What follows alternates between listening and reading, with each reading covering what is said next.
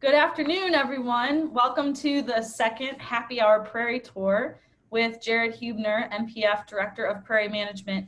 My name is Felicia. I'm the Outreach and Education Coordinator for MPF. It's finally raining here where I am, so I made sure to dress appropriately for the weather. Today, Jerod is going to take us on a virtual tour of MPF's Carver, Noah Brown's, and La Petite Gem Prairies. If you have any questions for Jerod during the presentation, please make sure to type them in the chat section here or the Q&A section, and we will ask him at the end of this presentation. 2020 marks the 20th anniversary of the Grow Native program, and we are happy to bring you these virtual events and other events. Please check our website, moprairie.org, for more upcoming events, including 2 more webinars this month, where MPF Executive Director Carol David will interview authors Margot Farnsworth next week, and the following week, Alan Brandhagen. Now let's hear about the prairies. We don't get rain in Joplin anymore, so I'm dressed appropriately for that. Hope everyone else is. So we're going to cover the 3 prairies, kind of southern, on our southern end of the territory here. If you look at this map, you'll see kind of 4 stars in a row on the very southern edge of the map there, and 2 of those are going to be Carver and Noah Brown's, and then you'll see the star over in Polk County, and that's La Petite Gem Prairie, right near Bolivar. So Carver Prairie's in Newton County, about 15 miles southeast from the center of Joplin. It's in the historic Diamond Grove Prairie, which once was about 14 miles long and up to 5 miles wide.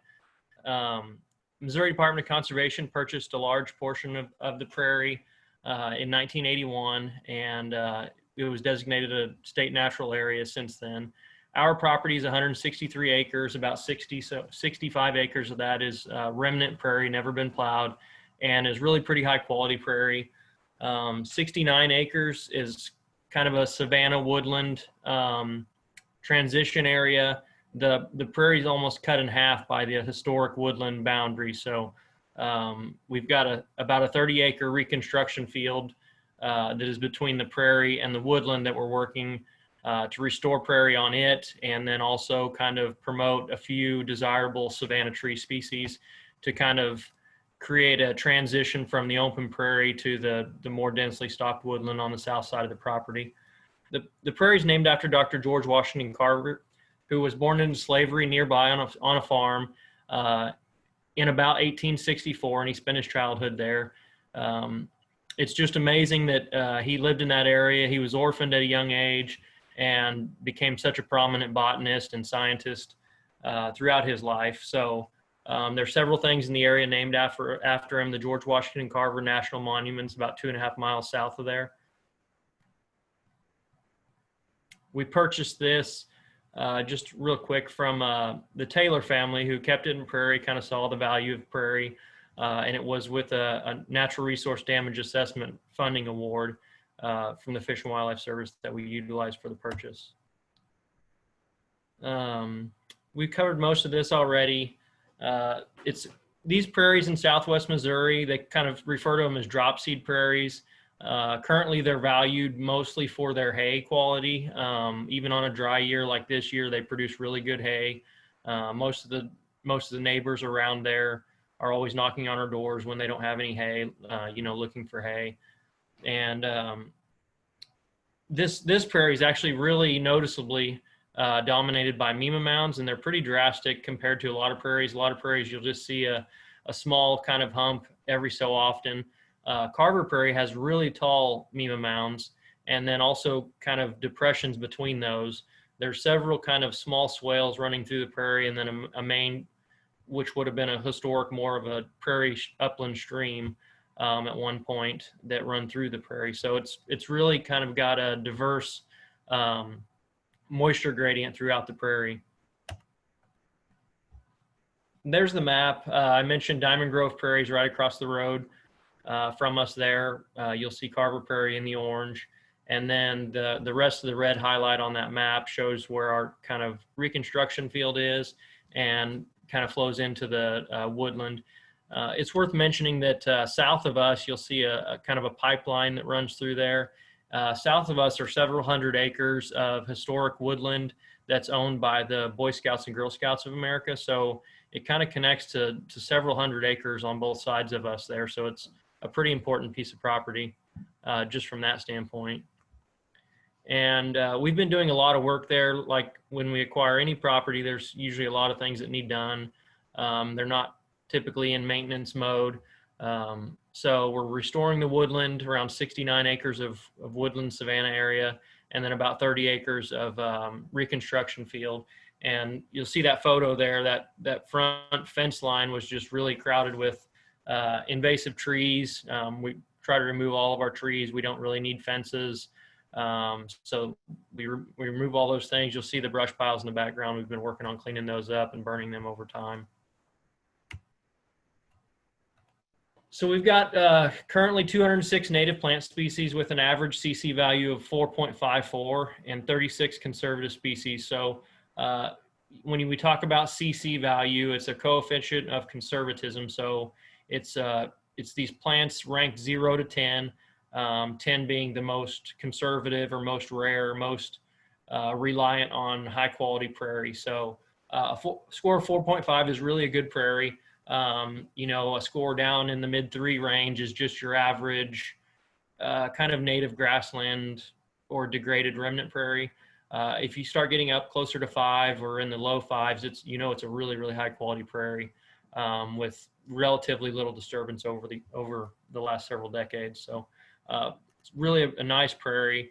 And then we did have 2 new state records with bushy bluestem and narrowleaf primrose, and there's also been some insects found there that I think were not found anywhere else in the state. And then there's a few species that are kind of known locally from these prairies down here and not from a lot of other prairies. Barbers Buttons being one of those, Marshallia.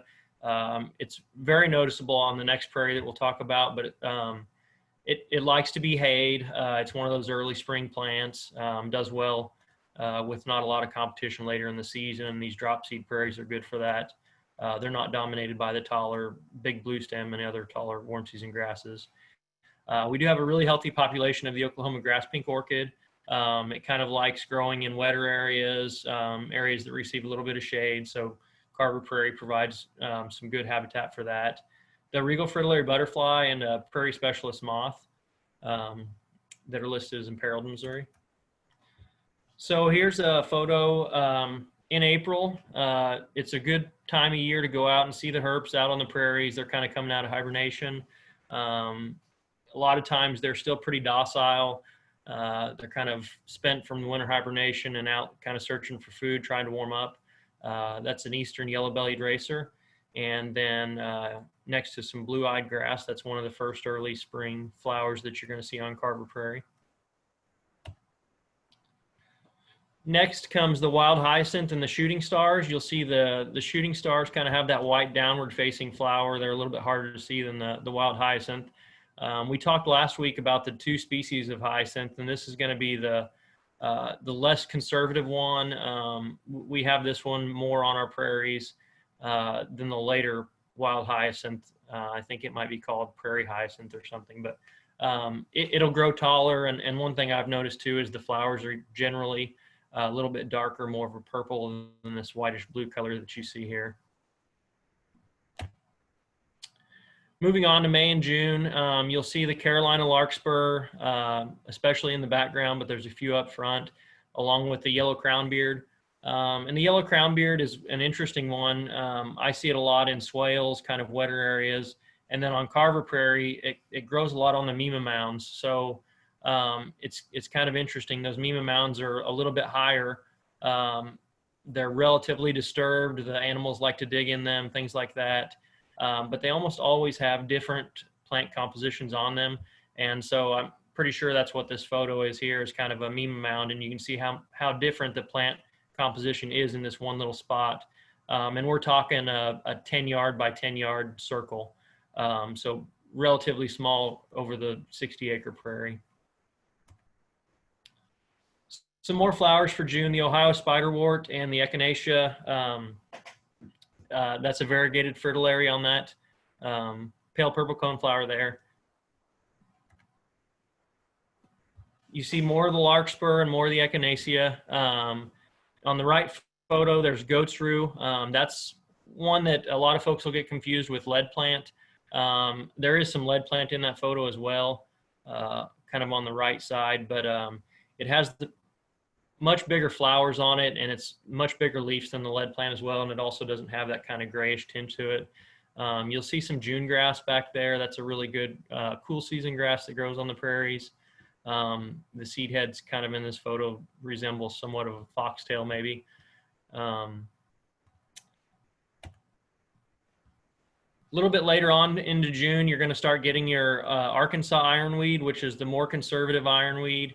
A lot of folks refer to ironweed as, you know, something that people don't want out in their fields or whatever. We like them all. There's 3 of them that we find on our prairies, and this is the most conservative one.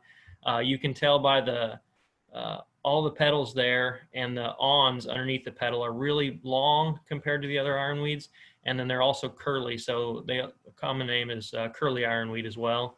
And then the wine cups or the poppy mallow on the left. And this prairie has a lot of the poppy mallow. It did really well out there this year.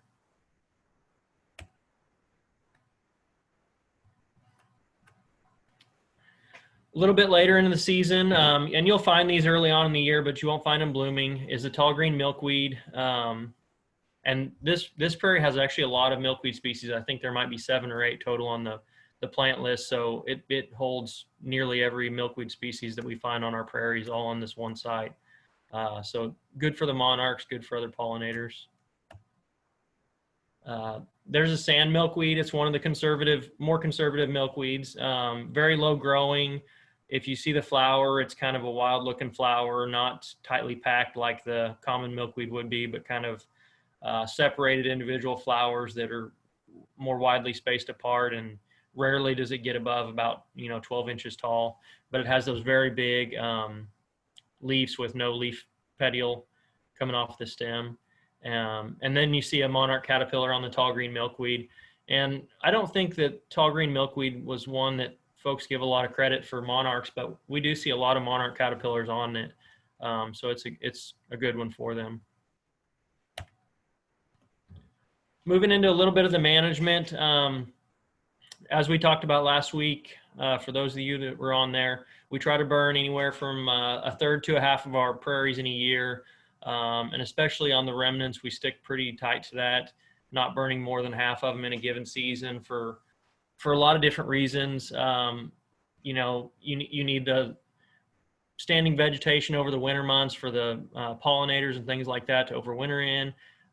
Things like Henslow's sparrows really enjoy that thick, unburned cover the following years. So this burn unit that you're looking at in the photo, you're not going to find Henslow's sparrows in the spring and summer following. They're not going to nest in that. They're not going to utilize that nearly as much as they would the unburned portion of the prairie. And similarly, the grasshopper sparrows are going to utilize this a lot more, along with quail and a few other species of grassland birds. They prefer that open. So it's nice to have a mosaic of different habitat structures out there on the prairie. And so that's kind of why we do that, different stages of management across one site. Even on a small site, 20, 40 acres, it makes a big difference to manage it in parcels and not do the same management to the whole site all at one time. So we've been going along here. Our reconstruction area, we've been collecting a lot of seed from the southwest part of the state. I've got a few really good patches along the highway that we collect from. We collect off our Noah Brown's Prairie, Carver, Linden's Prairie, so all within, half a county of this site, 20, 30 miles max. And then we're also purchasing some seed that's been collected nearby from some of the seed vendors throughout the state. We just completed this. We did it in 3 stages, and just completed this last winter with our last planting. So I just spent the last couple weeks treating Sericea there. I've got to go back and treat some more Sericea, but we've got it mowed and things are starting to look really nice. Starting to see some of those wildflowers that, take a couple of years to come up, start showing up. So that's a good thing. So as a way to work with partners and get funding and things like that for the reconstruction field, which you can see on the left in the background, That's that kind of historic woodland we were talking about in the background. We've been partnering with the National Wild Turkey Federation to basically prep these fields. And so we've been doing a mix of millet and sunflowers while we're killing out the fescue and the Sericea lespedeza and the other non-native lespedezas. There was an old home site back there, so there was tree of heaven and other invasives that we've been working to kill out, and been pretty successful with everything. The Sericea is still in a few spots, but through this program, we offered a mentored hunt, and we do that multiple times a year with a turkey hunt and a dove hunt, and it's been very successful. We've kind of got a lot of contacts through that, and people are very appreciative of these opportunities to come out and enjoy the prairie, and then also have the ability to kind of harvest animals on site as well. We're not typically open to the public for hunting on most of our sites, so this is kind of a special one-time opportunity each year, and it's worked out really well. Here's a couple photos. On the left, that's me marking some violets for seed collection, and if you've ever seen the violets, you know they grow early in the spring, and so you'll have a really hard time when the seed is mature finding them if you don't mark them somehow, unless there's just a real big abundance somewhere. The other thing that I mark on site is grass pink orchids as well, and we send those off and have plugs grown.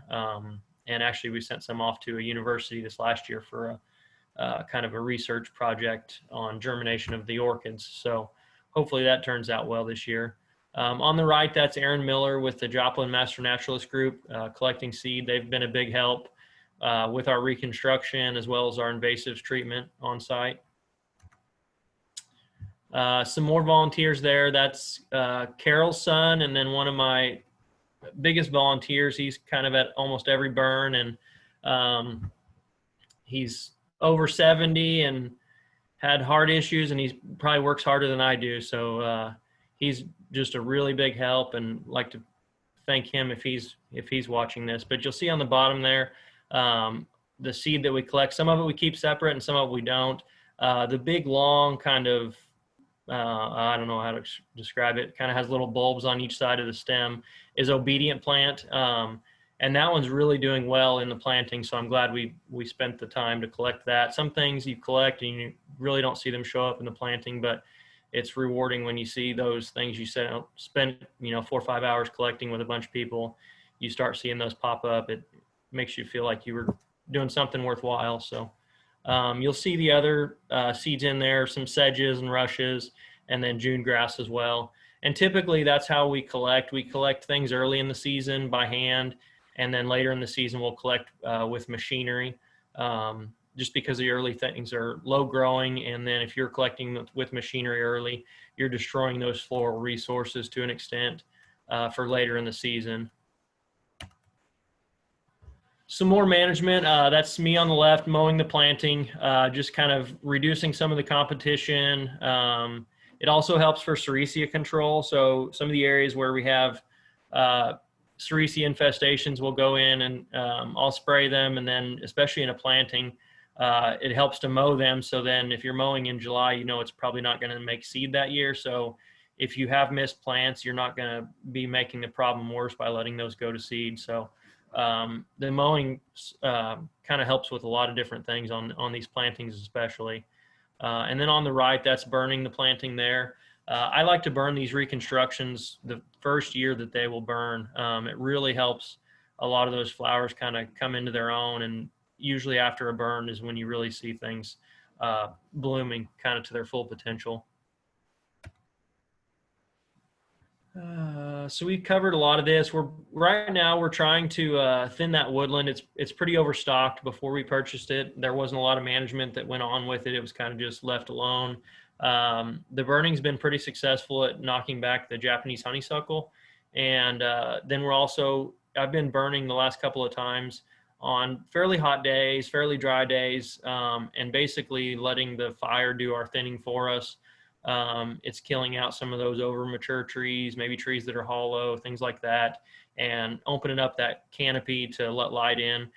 We have found wild rye and lead plant are two of the good ones that we found back in kind of the center parts of that woodland. So if you're finding lead plant back in the middle of a woodland, you know it should be an open woodland or savanna type landscape. So we're kind of trying to push it towards that more open savanna. So we're just going to go about 5 or 6 miles east of Carver now, and that's over on our Noah Brown's property. And this is a small prairie, but it's a very nice prairie. It lies in that same historic Diamond Grove prairie. And interestingly, Carver lies on the western edge of it, the western edge, and Noah Brown's is on the eastern edge, and both of them kind of lie right on that historic woodland boundary line. And so we own prairie and woodland on both sides. So we're doing some very similar management on Noah Brown's as we are on Carver. The prairie on Noah Brown's is a little bit nicer, but the woodland isn't as good as the Carver woodland. So they're both pretty unique. And it's also interesting too, even though they're in the same historic prairie, there's several plants on each prairie that are different and not found at the other. And it's likely a lot due to management, but it's just interesting to see those differences when they're 5-6 miles apart in the same prairie. We acquired this in 2017. So the original prairie is 19 acres, and then we've got an unplowed 40-acre piece next to it with approximately 10 to 15 acres of woodland in there. The woodland, like I mentioned, is not great quality.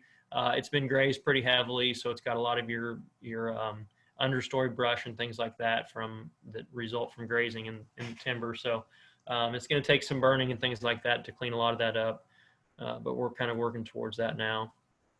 We did get a partial donation from the family, from the Brown family, and then also some of that NERDA funding from Fish and Wildlife Service helped purchase this property.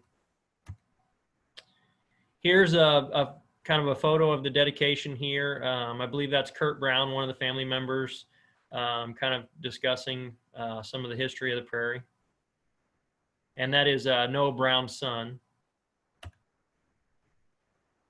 Here's Bruce Schutte, our Vice President of Science Management, kind of leading a tour there.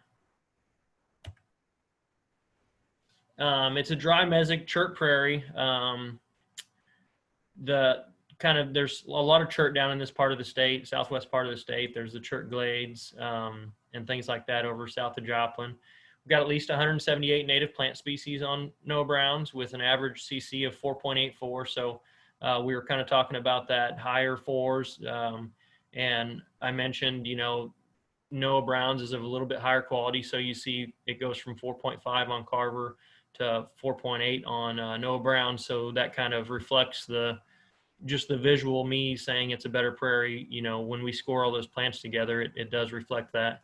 And including 43 conservative species, which I think Carver might have had in the mid 30s. So that's what's going to bring that 4.84 score up, is those more conservative 8s, 9s, and 10s on that 0 to 10 scale. So species of concern: the Barbers Buttons, grass pink orchid, a Kansas arrowhead occurs there, and then Tharps Spiderwort, which is an interesting one that's not found in a lot of places. There is a state listed moth. See a lot of scissor-tailed flycatchers, eastern kingbirds, grasshopper sparrows, and Bell's vireo, as well as quail. Interestingly, both prairies have these eastern narrow-mouthed toads, and both spots have these interesting little,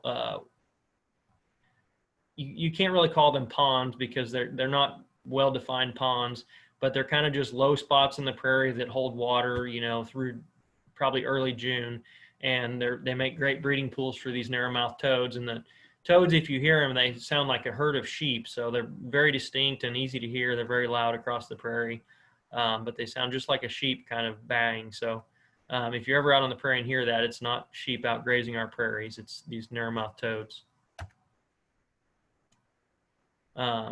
Or if it is sheep, you need to let us know so we can get them off of there. So from the left in this picture, we've got wood betony, Indian paintbrush in the orange, or the dark orangish red, and then the orange puccoon with the more orangish yellow flowers on it. And those are all three kind of characteristic early spring bloomers. We were talking last week about kind of which ones are good early pollinators. The puccoon and the wood betony are both going to be really good, would be pretty easy to start. The Indian paintbrush is really expensive seed, a lot harder to start in a planting. So the other two would be what I would focus on. Some more spring bloomers. We've got the mead sedge on the left. It's very distinct, kind of low growing, maybe 6 inches tall or so. And you can just see those really long flowers coming off of that sedge. So it's really, really distinctive in the spring. And then the shooting star again, as well as the fringed cocoon. And you can see how the edges of that flower are so fringed. That's where it gets its name. And then it's also not that dark orangish color. It's more of a yellow. And here's a really good photo of a bull snake that Bruce and I found on Noah Brown's a couple years ago. We were kind of walking the reconstruction field, looking at different things, trying to figure out what we needed to do, you know, what invasives were there and any kind of hurdles we had to jump over to get this thing, you know, treated and start our reconstruction moving forward. And I kind of heard this hissing and looked around for a second because it just kept hissing, and Bruce and I were talking, and next thing I know, just between Bruce and I, we saw this probably about 5 foot long bull snake. I had never seen one in the wild, just in kind of in captivity. So it was really, really interesting for me. And it was one of those early spring days. He was pretty docile. We could kind of make him pose for photos and things like that. So that was a really good find that day. Here's that Tharps Spiderwood I was mentioning. It's very low growing compared to the Ohio, and you'll notice it's got the purple flowers instead of kind of that bluish flower. It's also very, very hairy. This doesn't show it as well, but you can see kind of in the top right, you can see how hairy those leaves are on the spiderwort. So that's pretty distinctive from the Ohio, other than the fact that the flowers sit almost right on the ground compared to off of a stem.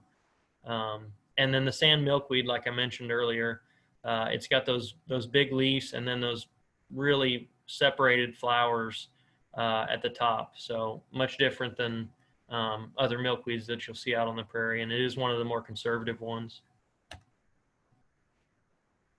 So moving on a little bit later in the season, you see all the Barbers Buttons, and that was the one I mentioned. This prairie is really abundant in Barbers Buttons. They like the hayings, you know, those early season flowers, they really like the haying. And then there's also coreopsis in that photo as well.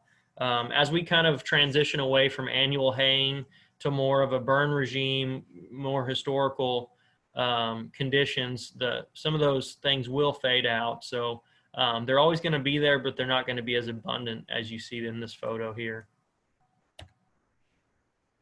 And this is a photo I took this year. You'll see all the sensitive briar, all those purple round flowers on the bottom. This year was a really good year for that at Brown, in the burn unit particularly. Right now, there's a lot of prairie blazing star. So if you go out to Noah Brown's right now, it's just loaded with blazing star in this same burn unit, kind of the northwestern portion of the prairie. But you can just see how diverse and how many wildflowers are packed into one little tiny area there.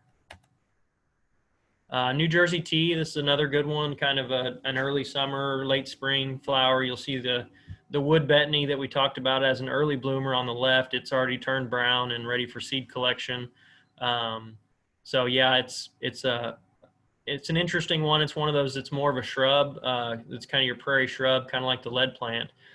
So it's considered more of a woody species than a forb. And here's a skipper on a rough blazing star. This prairie also has quite a bit of the rough blazing star, especially on the western edge of the prairie.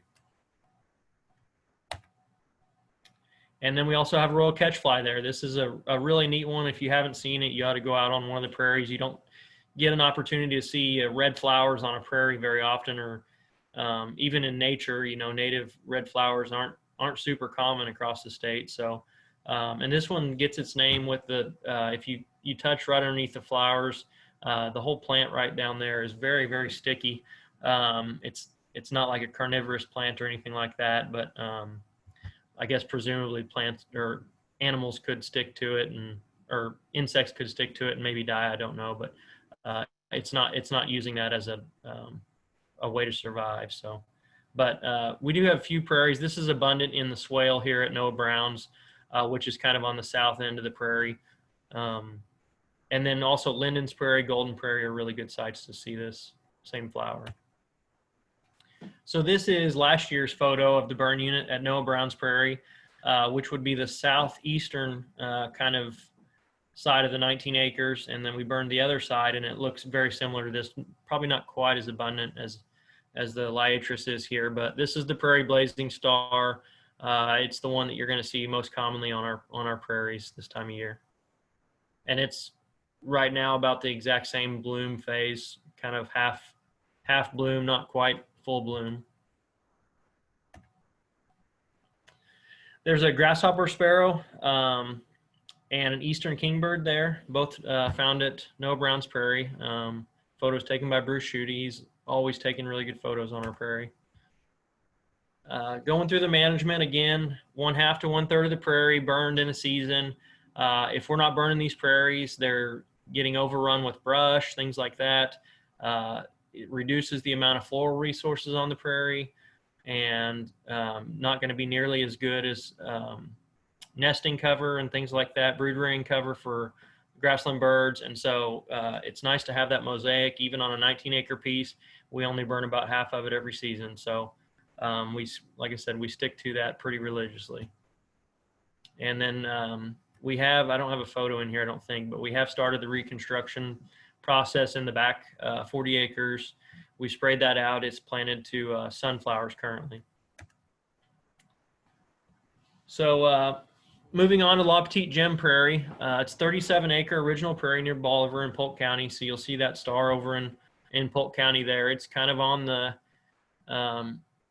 eastern fringe of the prairie where you transition a lot to glades and woodlands, savannas, things like that.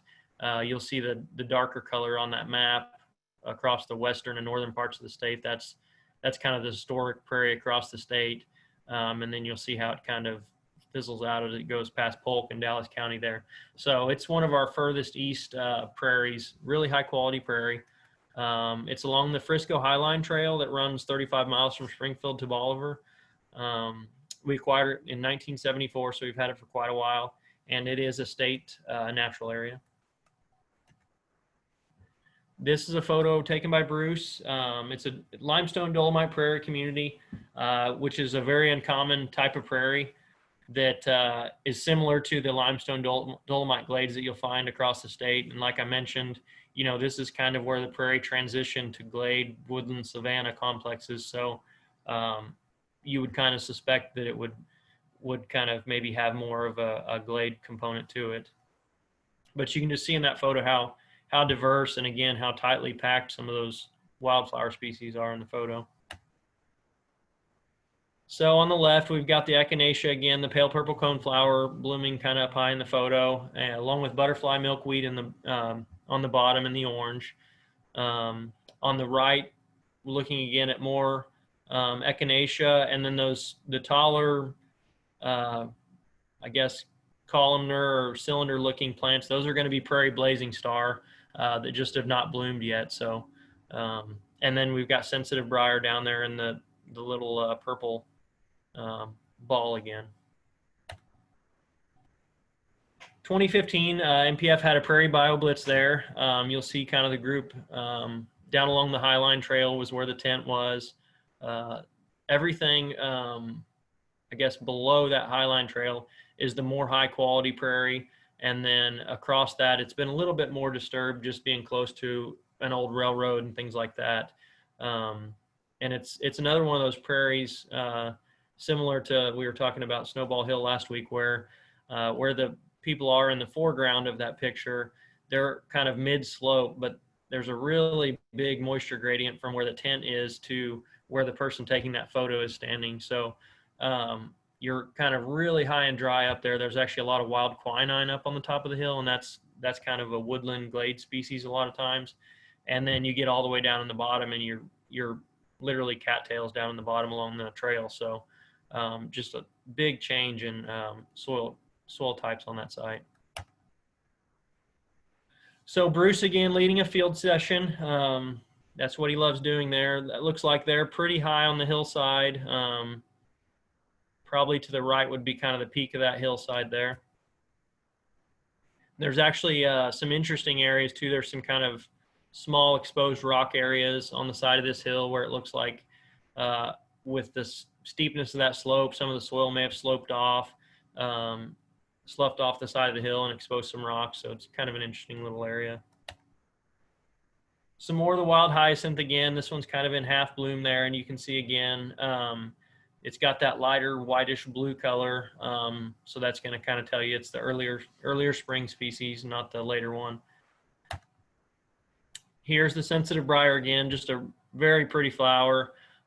This one's also, a lot of people I've heard call it devil's shoelace. And you can kind of see on the actual stalk of the plant, the stems, all of those small, sharp thorns.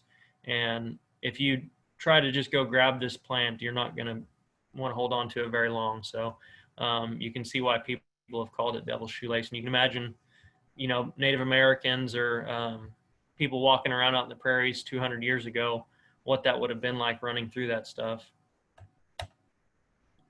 So here's a neat one, ragged fringed orchid. I think we talked about this a little bit last week as well. There's actually a lot of this at Brown Prairie, Noah Brown's Prairie as well.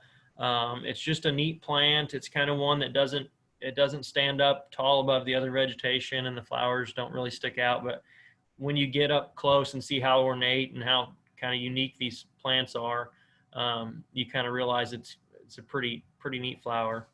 But like I said, they're kind of whitish green flowers, overall kind of a pale green plant that stands about 12-14 inches tall. So at the BioBlitz, they documented several moths. This was an olivaceous phanetha moth documented for the first time in Missouri in 120 years. So pretty amazing that it's kind of been holding on there at La Petite Gem. And these are really good photos here. As we go through, you'll see how kind of ornate some of these color patterns are on these moths. So a few more moths documented. And it's not often we get a chance to see these moths. Usually you walk up to them and they kind of fly off, or the pictures really kind of bring in a lot of those colors on those different species. So some of the most interesting species, this is a Calligrapher Fly, captured by James Traeger. Common oblique syrphid hoverfly. And again, these are things that you and I are not going to really even see out there unless somebody takes a photo of them, because it's not often you can get that high a definition of these little insects on flowers. Odorous house ants. You can kind of see them scattered across the lower portion of the flower there. And the Ozark celestial lily was seen for the first time at La Petite Gem in 2015 at the BioBlitz. So just another kind of special prairie plant. It's interesting, we've had a lot of these prairies for a really long time, and myself and others will go out there and we'll find species that not necessarily rare species, but species that we didn't know were on a site. So, 200-300 species on a prairie, and we're still finding new species. These places are really diverse and very special places. Here's a few more photos. Moving on a little bit later in the summer, prairie blazing star with the monarch butterfly. Compass plant. This is kind of the upper flower stalk. The compass plant has the flat leaves on the basal portion of the plant.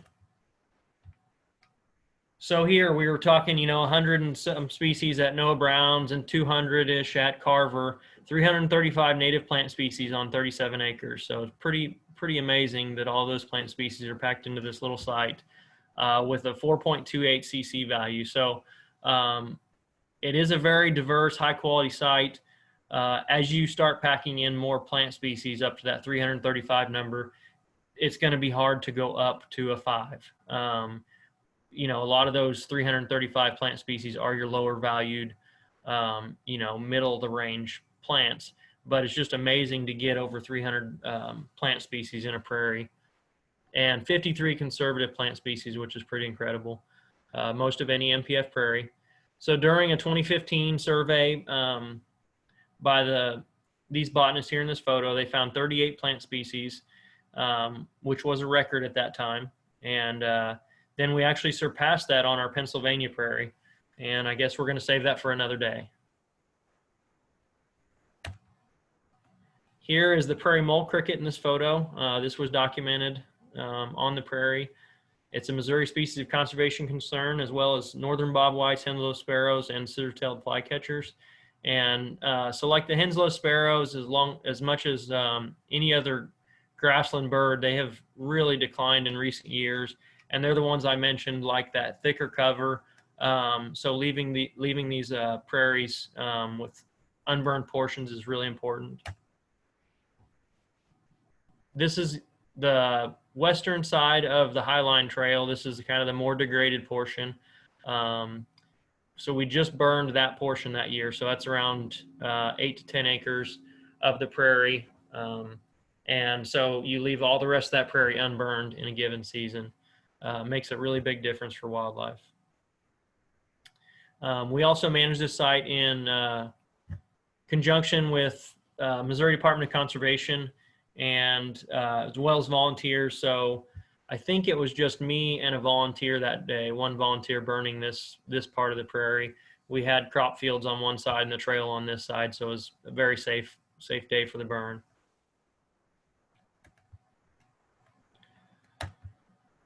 And that is it for the prairie tour. I hope everybody stayed cool and had plenty of water.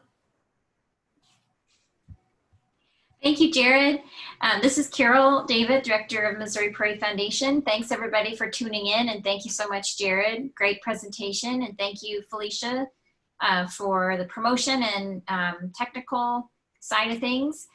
There is a question here about mowing, and I tried to answer it, but maybe you can answer it more fully about how often do we mow prairies. And I was explaining the mowing is almost exclusively on the plantings, but you want to elaborate on mowing? Yeah, I mean, there can be a lot of reasons why you would want to mow a prairie. Reconstructions, especially in the first couple of years, you want to keep that vegetation short so the young seedlings aren't getting crowded out, so they can still get a lot of sunlight, have more nutrient and water resources, things like that. The main reasons why I would mow a remnant prairie, a good high quality prairie, would be brush control, sericea control, like I mentioned, not letting it go to seed in certain areas where it's thick. Fire lines, of course, we mow our fire lines. We never disc our fire lines. Really, brush control would be one of the biggest reasons. Haying, so we have done a little bit of haying, and we might do a little bit more in the future. It does cut back on brush. There are other reasons, like promoting early flowering species like prairie violets, which the regal fritillary butterfly relies on these prairie violets as the larval food source. And so under a haying regime or occasional haying, you're really going to stimulate a lot of violet growth because they just do really well with that lack of competition later in the season. So you know, mixing in small areas, you know, 5 to 10 acres on a 100-acre prairie to promote a lot of violet growth in that area could be a good management technique. But like I said, when you go out and just mow the prairie, you're cutting down all those flowering resources for things that need the nectar. You're cutting down structure for grassland birds. You're also cutting down seed food later on for grassland birds. So we don't just go out and mow it as kind of a general maintenance practice, I guess. Thanks, Jerod. There's a comment from James Traeger, and we used some of his beautiful photos in the presentation about the house ants. He says odorous house ants, even though that's one common name, or maybe I don't know if it's the only common name, or maybe there's several common names, but he says odorous house ants are not merely house ants, They occupy the greatest diversity of habitats of any North American ant, even desert palm oases in the hot deserts of Southern California. However, you've probably seen them in your kitchen too. So, oh, I think sugar ants, maybe they might be called sometimes. See, another question about when you're burning a prairie area, what about the animals that are in that prairie burn area? And you might mention too, of course, many of the animal are, you're burning in the dormant season, but maybe you can explain a bit about that. Yeah, so I would say on our burns, 90 plus, 95+% of them are in well within the dormant season. We've got a couple early ones in like October, November that you're kind of pushing it on some things. That time of year though, the reptiles, amphibians, things like that, they're still active enough they can find a hole. The only thing I've seen, box turtles could take a hit because they're not fast, obviously. And then, of course, like your December, January burns, things like deer and things like that, they can easily leave the burn unit. Birds can easily fly away. So really the biggest thing that we watch for are reptiles. You can really kill a lot of snakes with a poorly timed burn, whether it's, a stretch of 70-degree weather in December when they're supposed to be hibernating and they come out, that can happen. Or if you're burning, say in, you have a really fast head fire or something go through in early fall, or burning late in the spring is really hard on things because they've just came out. The weather's still cool enough. They're not moving quickly. And it's also hard on the prairie burning at that time too. It's not good for the wildflowers. So we really pay attention to the timing of our burns for those wildlife species. Thanks, Jerod. I'd just like to follow up too and say that, we have to think about what happens to animals if we don't burn. And prairies evolved with fire. And if we don't continue, and since we've suppressed wildfire, and since prairies have been so greatly diminished in their size, and because we, of course, since humans are not living nomadically, but living sedentarily across the landscape, we have to suppress fire. So that means if we want to perpetuate prairies, we have to apply fire. And if we don't apply fire, far more species are going to decline because of lack of fire. So while of course our timing of burns does minimize any direct mortality, we really do a good job of that. We also have to think about what doesn't survive if we don't burn. So that's always the other side of it, is to think about, what happens if we don't do it. We're going to see drastic reductions of, prairie dependent species. Or Jerod, I don't know if you want to comment further on that. No, I think you covered it well. Here's a question on how do you maintain your fire lines? Do you mow many times per year to maintain them, or only in preparation for a burn every other year? So typically we just mow in prep for that year's burn. As the burn units move around a prairie or prairie complex, the burn lines kind of move around. I keep them generally in the same spot just because of, terrain influences fire behavior, various wind patterns, things like that. But we kind of find out what works good and we kind of leave them in that same area, then you're disturbing kind of that same area instead of different areas throughout the year. So that's kind of what we've decided works the best. But we just mow them shortly before the burns, and then like I say, we won't keep them up year after year. They stay, relatively brush free just with the, every second or third year of burning. One thing that we do a little bit of is get neighbors and things like that to come hay our fire line. So instead of just letting all that vegetation fall to the ground after I brush hog it, they're actually removing it from the site. So then you don't have all that fuel sitting on your fire line that could cause problems later on. So that really helps me out. It also reduces my time constructing the fire lines if they've been hayed, in say early August or something like that. Then I come back and mow them in October. There's not near as much material to try to mow off of there. And we use a brush hog, and then we also follow that up with a finish mower that kind of acts as a lawn mower type and blows the debris off of the side of off to one side or the other of the fire line. So it makes for a really, really clean fire line, and we can also get the fire lines pretty short as well. Thanks. So question, our CRP burn plan recommended disking our fire lines. Why not disc them, or is there a better way to make a fire line a safe and reliable fire barrier? And I just like to comment, I mean, we would never disc fire lines on our original prairies, because if you disc, you're going to be disturbing prairie soil. And once you disc prairie, you're really destroying that strip of prairie. So that's why we don't disc. And for CRP plantings, those aren't original. And so, you know, disking is more permanent, but you just have to be really careful, you know, what habitat you're working with. But maybe, Jerod, you want to?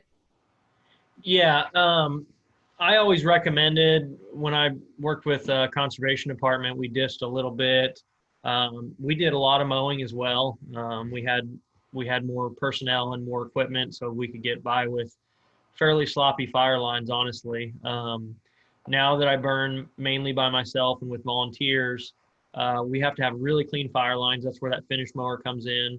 A homeowner or small landowner could get by with a brush hog, and then following that up with basically kind of like a heavy lawnmower, riding lawnmower. If you're willing to spend the time, and then just blow all of that material off of where you're going to be lighting. And then if you've just got kind of like a small ATV sprayer, that's about all you need to control a fire on those lines. You need to go to your burn training. You need to pay attention to weather conditions, but you can have grass on your fire line and it still be very, very safe. Even walking along with a weed eater and weed eating down to bare soil, it sounds like a pain in the rear, but it doesn't take that long to circle 10 acres or 20 acres even, and weed eat a foot wide path down to bare dirt. And then you could burn at night and you don't even have to have any tools. It's not going to go across that line if it's not windy. So there's a lot of different variables, but grass fire lines can be very safe. And I never have seen the logic in paying all this money and spending all this time with planting these natives and then going and disking them up so that you can manage them. Like I say, it can be done safely with just mowed fire lines without disking. Thanks, Jerod. Here's a question that I guess is a response to what I was saying. What are the animals that do not survive if you don't burn? And I'd like to just provide a scenario. So say we have this Petite Gem Prairie. There's 335 native plant species there, many of which are restricted completely to prairie. So if you didn't burn, because in this part of the world we have ample rainfall that would support woody growth, we could see an influx of woody growth, like shrub colonies of sumac. Well, then that would shade out a number of those prairie dependent plant species that are food sources for specific pollinating insects. So you could see certain pollinating insects disappearing. As one example, you could see grasshopper sparrows or other birds that need variable vegetative matrix. So, you know, prairie, as I've said in certain talks, you know, prairie doesn't make a lot of noise when it disappears. It's not like somebody cutting down a tree in a rainforest. You can see the destruction, but you can see the destruction of a prairie. Yeah, if somebody outright plows it up, but it will degrade by not managing it. And so these species will fade away. And we have, you know, if you look at all imperiled species in this country, most of them are grassland dependent. And we have, you know, grassland birds are almost at the very top suite of all birds in North America that are imperiled the most. So many pollinating insect species are dependent on herbaceous plants, and on our prairies, they have to have prairie to perpetuate those habitat conditions so they can thrive. So you're going to see many prairie dependent species disappear if we do not burn and apply other kinds of prairie management. Did you want to add anything to that, Jerod? One thing that I've always told folks is if you don't burn a prairie for say 3 years, which is kind of our burn cycle, you know, not letting anything go unburned for more than 3 years. If you try to walk through a prairie that hasn't been burned for 3 years, it's quite a process. I mean, you're spending a lot of energy stepping through all this thick vegetation, and then you think of like a quail chick or another grassland bird species. How the heck are they supposed to get through that? You know, climbing around on the ground and up and over all these clumps. It's going to be nearly impossible. So you think about how much those species need that bare ground and the open structure that the burning provides, above and beyond just the getting rid of the woody encroachment and stuff, but just like I said, the lack of the ability for those critters to move around in unburdened prairies is pretty substantial. Thanks, Jerod. Here's a question. I visited Taborville Prairie today for the first time, and I noticed large amounts of sumac shrubs all over the area. Are those considered, quote, invasive to prairie regions? Do you have any sumacs on any of the MPF prairies? And I might just respond a little bit, and I'm sure Jerod would like to as well. So there are several species of sumac. Sumac is a native shrub. It has its place on prairies, but depending on how prairies are managed, they can become quite aggressive. And in fact, in this summer 2020 issue of the Missouri Prairie Journal, we have a quite extensive article on some new research about why shrubs are expanding on prairies. And it does have a lot to do with management. It can have to, but there are some other factors, including climate change. Yes, we do have sumac on some of our prairies, but they are a relatively small component. And Jerod, I think, will be great to explain more about kind of how he's managing. So we do have a shrub component, which is important, but that it's manageable. Yeah, so I like to kind of use the analogy of keeping shrub patches the size of a vehicle instead of the size of a house or larger. And so scattered vehicles across the prairie of shrubs is appropriate. It's when they start getting to be the size of like a house, and then one house connects to another house, that you're losing the diversity of the prairie. You know, extensive shrubs like that can introduce more predators across the prairie, which is bad for the grassland birds.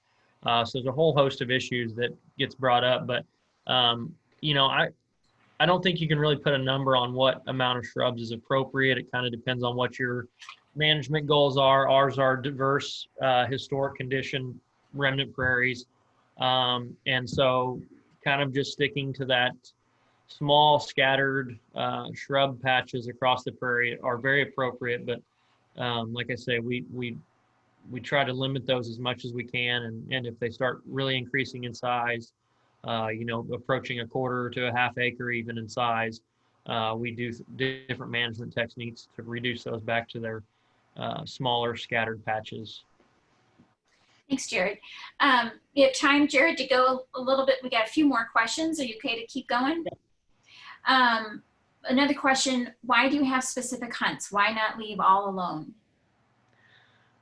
So these hunts really work out well for us. A big portion of this hunt is us getting funding to reconstruct these fields. So my salary is getting paid. We're getting paid for our herbicide, our equipment use, our fuel is getting paid for the preparation of these reconstruction fields. So that can equate to several $1,000s in a given season, where I guess the agreement is that we will hold hunts in exchange for assistance in this management. So kind of their goals are, you know, getting more hunters out there and introducing young people to hunting.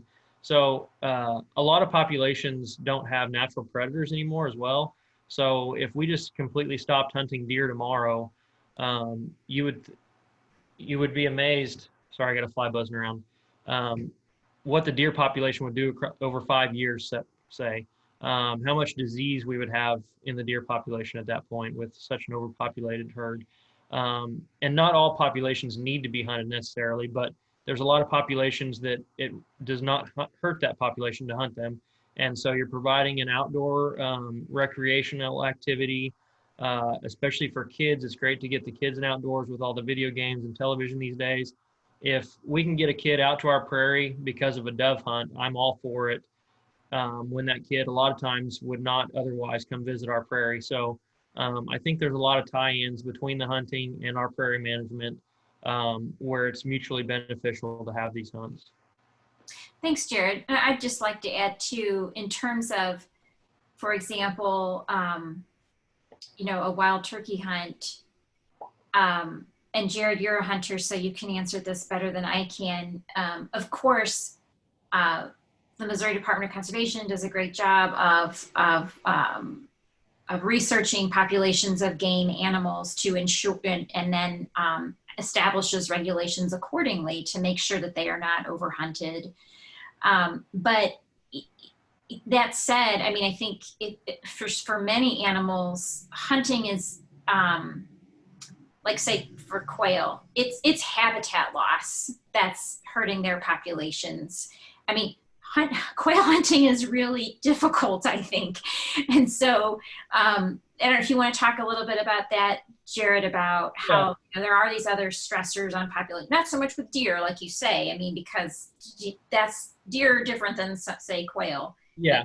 Yeah. Like for instance, on the turkey hunts, you're harvesting the male birds only. And so that's not going to affect the population. They have the season set such that the hens are already bred at that time of year. So, and with most wildlife species, one male can breed a lot of females. And so you're harvesting one male bird after most of the birds have already successfully mated.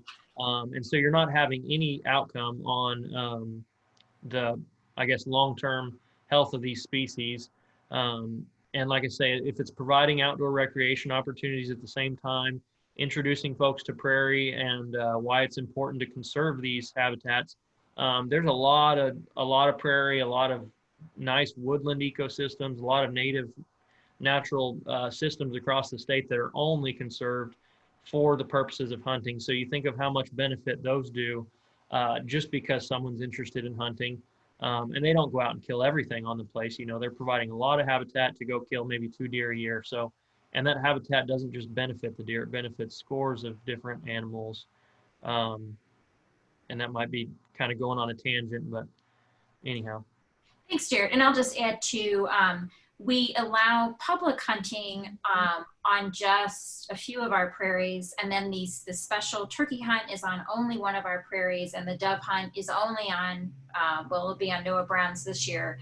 And that is only when we're doing this reconstruction, and all of the information about where hunting is allowed on our prairies is on our website.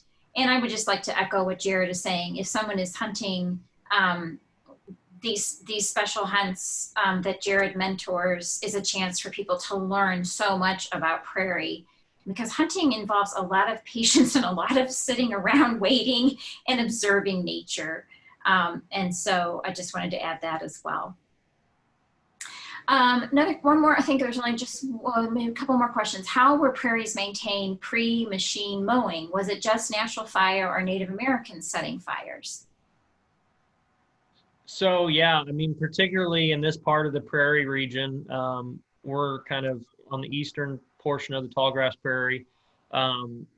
Historically, it would have been mostly fire in this part of Missouri. There was some grazing influence from kind of nomadic small bison herds here and there.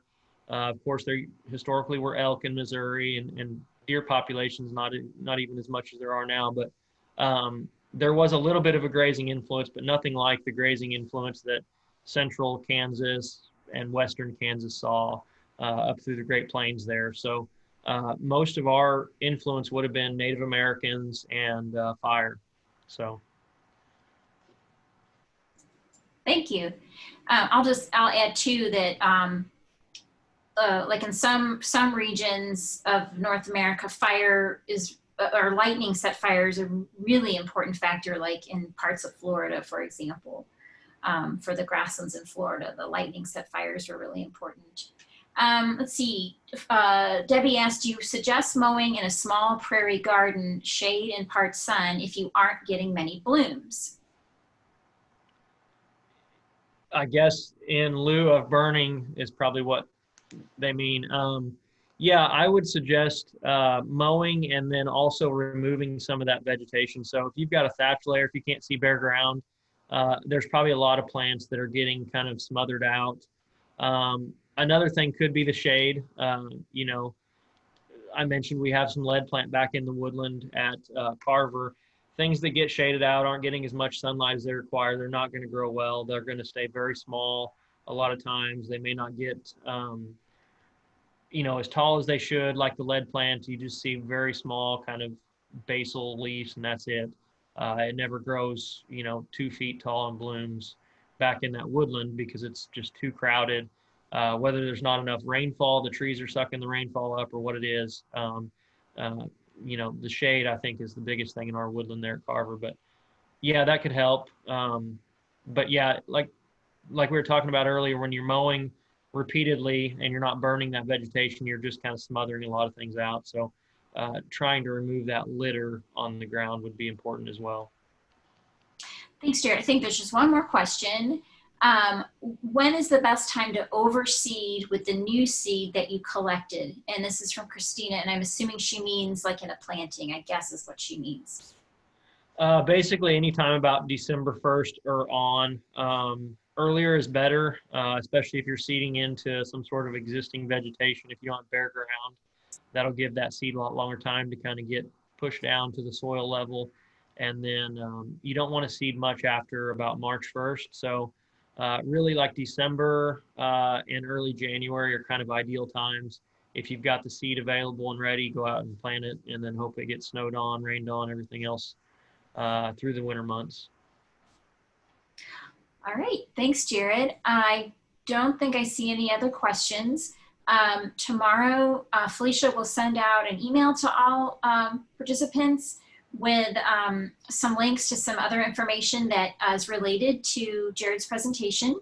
I think there was a question, is it possible to see past webinars? And yes, if you go to the Missouri Prairie Foundation website, which is mowprairie.org, if you go to the news section on the homepage, there's a link to where you can access recorded webinars. You can also go straight to the Missouri Prairie Foundation YouTube channel and find all of our past webinars posted there. This one will be posted maybe in a day or so. So thanks everybody for tuning in. Do note that in addition to the webinars that are coming up next Wednesday and the Wednesday after that, we're having our free virtual annual dinner on August 28th. And we will have a special new video of MPF featuring one of our prairies and beautiful photos of our prairies and guest speakers. And so we invite you to that, to register for that free virtual event, which will be great. And I would also invite you, if you're not already members, to become a member of the Prairie Foundation. Your membership dues help us preserve these incredibly rich and rare habitats, or you can make a one-time or recurring donation, and you can do that on our website under membership or the donate button. Thanks again, everybody, for tuning in, and thank you, Jared. Bye, everybody. Thanks.